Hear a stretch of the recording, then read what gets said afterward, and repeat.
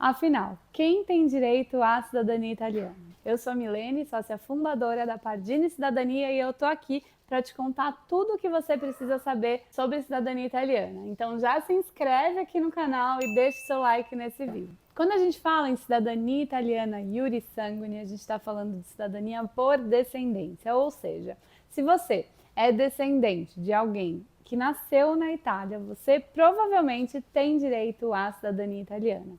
Essa transmissão é feita por sangue e não é necessário que ninguém na sua linha tenha reconhecido a cidadania para que você possa reconhecer a sua. A cidadania italiana não tem essa exigência e, melhor ainda, não existe limite de gerações para o reconhecimento. Ou seja, se o italiano é o seu avô, o seu bisavô, o seu trisavô, não importa. O que importa é que você consiga comprovar esse vínculo por meio dos documentos necessários para o processo. Isso a gente vai falar em outro vídeo. Mas vamos lá. O que é importante que você entenda é que, apesar de não existir um limite de gerações, existe sim um limite temporal. O que isso significa? A Itália, como a gente conhece hoje, nem sempre foi Itália. Antes, o território que hoje é Itália era dividido em reinos independentes. Apenas em 1861 houve a unificação e aí sim se tornou a Itália que a gente conhece hoje, com exceção de algumas partes que acabaram se juntando um pouquinho depois. Mas praticamente a partir de 1861 é que a gente considera a pessoa que vivia naquela região como italiano.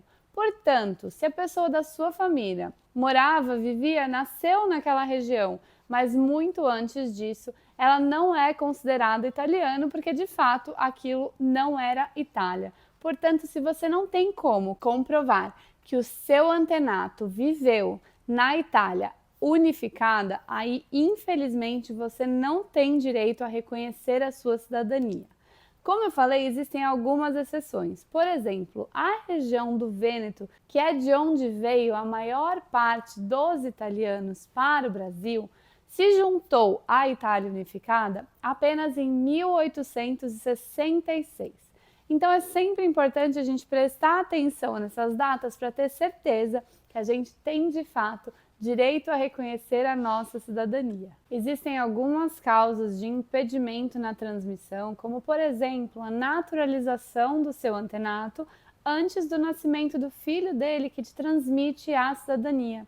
Ou talvez se ele nasceu em alguma região antes da unificação, a adoção do seu antenato por estrangeiros.